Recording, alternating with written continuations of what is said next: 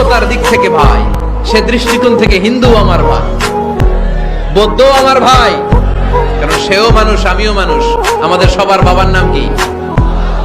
কথা কয় না? আদম আলাইহিস সালাম। সব প্রেসিডেন্ট, কুলিওয়ালা, ঠেলাওয়ালার কোনো পার্থক্য আল্লাহর সামনে নাই। চিল্লায় বলো ঠিক কিনা? যার প্রমাণ, প্রেসিডেন্ট যখন নামাজে দাঁড়ায় তার পাশে রিকশাওয়ালাও নামাজে দাঁড়ায়, তার পাশে শিক্ষকও নামাজে দাঁড়ায়, তার পাশে ব্যবসায়ী ভাই নামাজে দাঁড়ায়, তার পাশে ছোট্ট ছেলেটাও নামাজে দাঁড়ায়।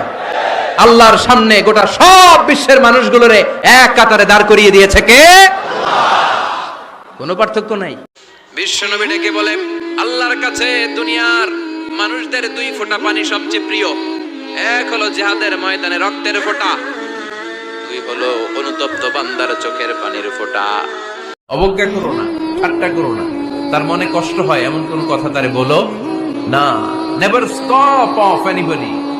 কাউকে নিয়ে ঠাট্টা করবেন না, তার দেহ নিয়ে, তার আকৃতি নিয়ে, তার বংশ নিয়ে। কোন ব্যক্তি যদি জান্নাতি হতে চায়, কোন ব্যক্তি যদি আল্লাহকে জানতে চায়, কোন ব্যক্তি যদি রাসূল পাক সাল্লাল্লাহু আলাইহি ওয়াসাল্লামের রেখে যাওয়া কাজে আদর্শে নিজেকে আদর্শবান করতে চায়, তাহলে তাকে কোরআন পড়তে হবে। কারণ তার সৃষ্টির আগে তো আমি কোরআন দিয়ে রেখেছি।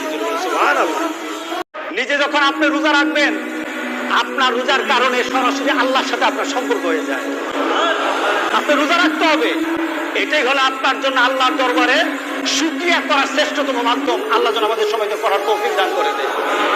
ইসলাম বলেছেন, 5টা বিষয় আসার আগে 5টা জিনিসকে কাজে লাগাও। এর মধ্যে একটা হচ্ছে বার্ধক্য আসার আগে যৌবনকে কাজে লাগাও, অসুস্থতা আসার আগে সুস্থতাকে কাজে লাগাও, গরিব হয়ে যাওয়ার আগে তোমার ধনাঢ্যতাকে কাজে লাগাও, ব্যস্ত হয়ে যাওয়ার আগে অবসরটারে কাজে লাগাও, মৃত্যু আসার আগে জীবনটারে কাজে লাগাও।